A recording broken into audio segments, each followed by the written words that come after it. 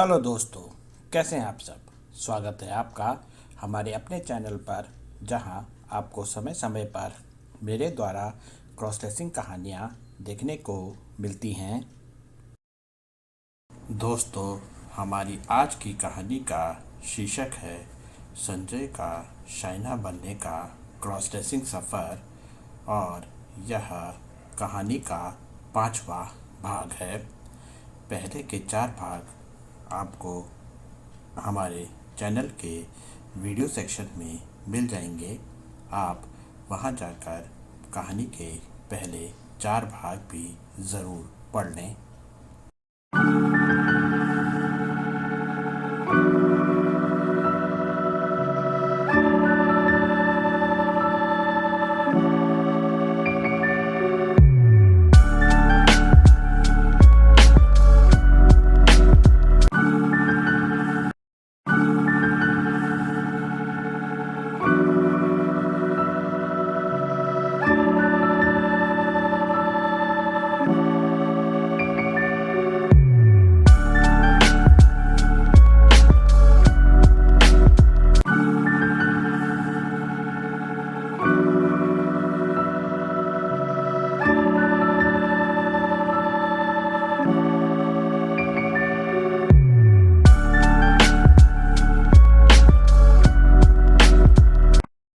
रोहित के मुंह से अपने लिए शाइना नाम सुनकर खुशी महसूस हुई थी, पर मुझे शाइना नाम का मायने नहीं पता था। जब मैंने रोहित से शाइना नाम के मायने पूछा तो रोहित ने बताया कि शाइना मतलब सुंदर, खूबसूरत। शाइना नाम के मायने जानने के बाद मुझे बहुत खुशी महसूस हुई। रोहित ने मेरी खूबसूरती को देखते हुए मुझे शाइना नाम दिया था। अपने क्रॉस ड्रेसिंग रूप में अपनी तारीफ सुनना एक लड़की के समान ही हर क्रॉस ड्रेसर को भी पसंद होता है, और इससे वह खुद पर गर्व महसूस करती है।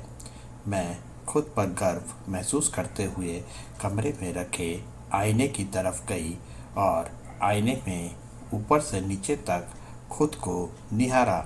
आज जीवन में मैंने पहली बार साड़ी पहनी थी, इसलिए मुझे साड़ी का कोई अनुभव नहीं था। मैंने अपनी दीदी लोगों को एक दूसरे से कहते सुना था कि साड़ी पहनने में बहुत ही दिक्कत आती है, और फिर साड़ी पहनने के बाद भी बहुत दिक्कत आती है, पर मुझे तो अभी ऐसा कुछ नहीं लग रहा था। रोहित ने मुझे साड़ी बहुत ही सलीके के साथ पहनाई थी। साड़ी के साथ रंग बिरंगी चूड़ियों से भरी मेरी कलाइयाँ बहुत ही सुंदर दिख रही थी। मैंने अपनी साड़ी को पैरों में से सही किया, जो मेरे पायलियों में उलझ गई थी। मेरी होठों की लिपस्टिक बहुत ही अच्छी लग रही थी।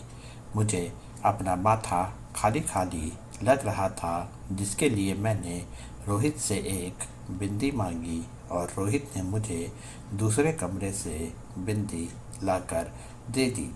बिंदी लगाकर अब मेरा श्रृंगार और ज़्यादा खिल गया था। मैं अपने को ऊपर से नीचे तक निहार रही थी, और रोहित मुझे निहार रहा था और मुझे देखकर मुस्कुरा रहा था। मैंने आज तक कभी भी इतने सलीके से अपना श्रृंगार नहीं किया था।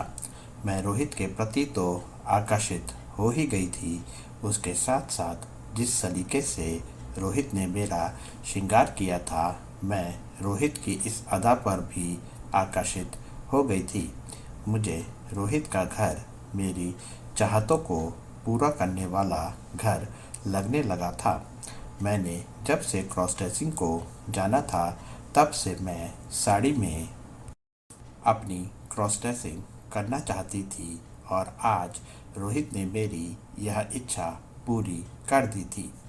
मेरा क्रॉस ड्रेसिंग साज श्रृंगार तो पूरा हो चुका था।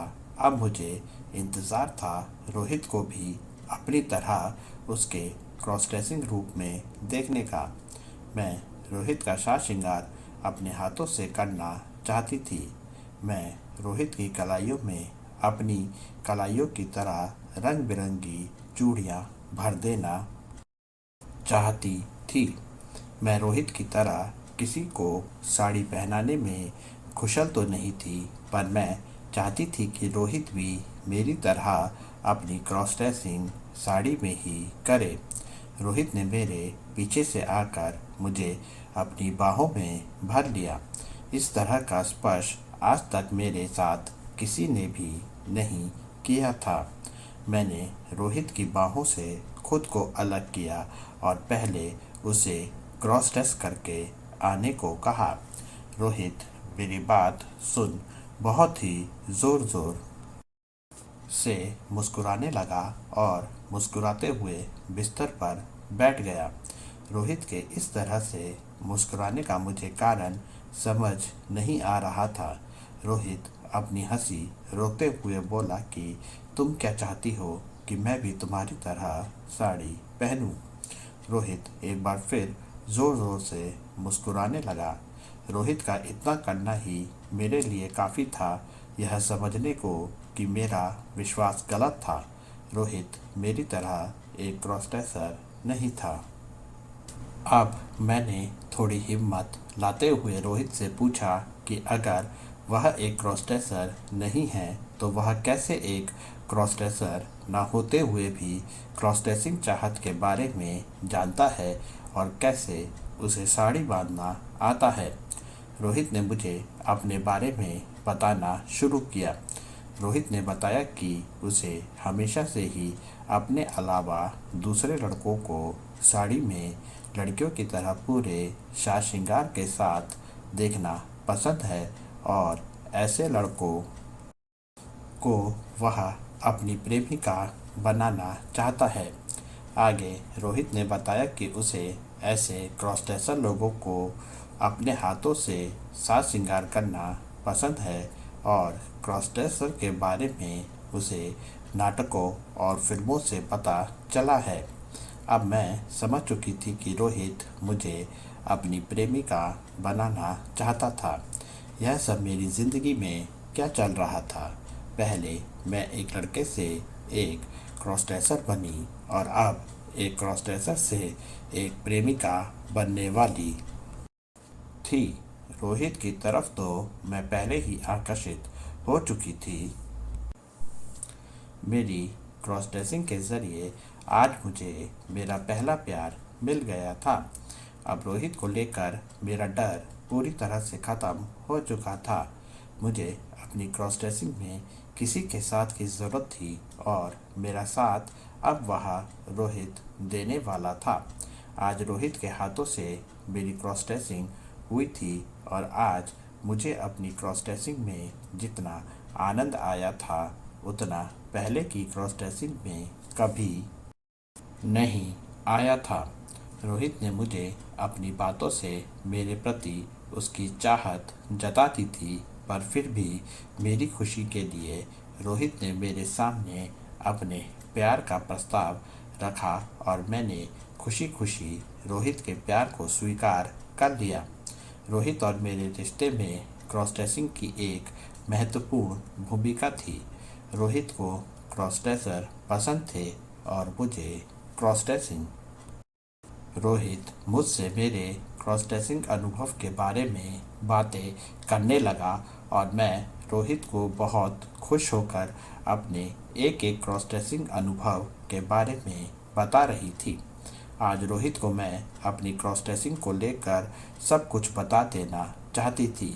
मेरे क्रॉस ड्रेसिंग जीवन में मेरी कुछ कड़वी तो कुछ मीठी यादें थीं।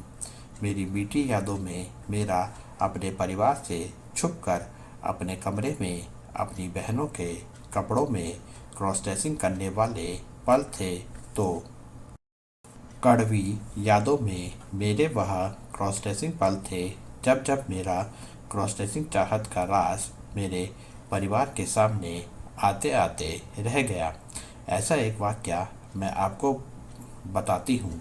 एक बार क्रॉस ड्रेसिंग के लिए मैं अपने कमरे में अपनी बहन की वेस्टर्न ड्रेस लेकर गई। जैसा आप सब जानती हो कि वेस्टर्न ड्रेस फिटिंग में टाइट होती है। ऐसे में जब मैंने वह ड्रेस पहनी तो ड्रेस की सिलाई खुल गई। मैं बहुत डर गई थी। मुझे पक्का यकीन था कि अब मैं पकड़ी जाऊंगी और मेरे परिवार वालों को मेरी क्रॉस ड्रेसिंग का पता चल जाएगा। बहुत दिनों तक मैं डर डर कर रही, पर मेरी बहन ने इस बात को लेकर मुझसे कोई सवाल अभी तक नहीं किया है। आज भी मेरे मन में उस बात का डर बना हुआ है। एक वाक्य तो यह था और एक वाक्य आज वाला था। मैं अपनी क्रॉस ड्रेसिंग में पकड़ी गई थी और फिर उसी क्रॉस ड्रेसिंग के ज़रिए मुझे मेरा पहला प्यार मिला। आपको क्या लगता है, यह मेरे क्रॉस ड्रेसिंग जीवन के लिए एक अच्छा कदम है या बुरा? कमेंट सेक्शन में ज़रूर बताइए। मिलते हैं कहानी के नए भाग के साथ। कहानी का अगला भाग देखिए 19 अप्रैल 2024 को दोपहर 2:30 पर। आपका अपना नयन भास्कर।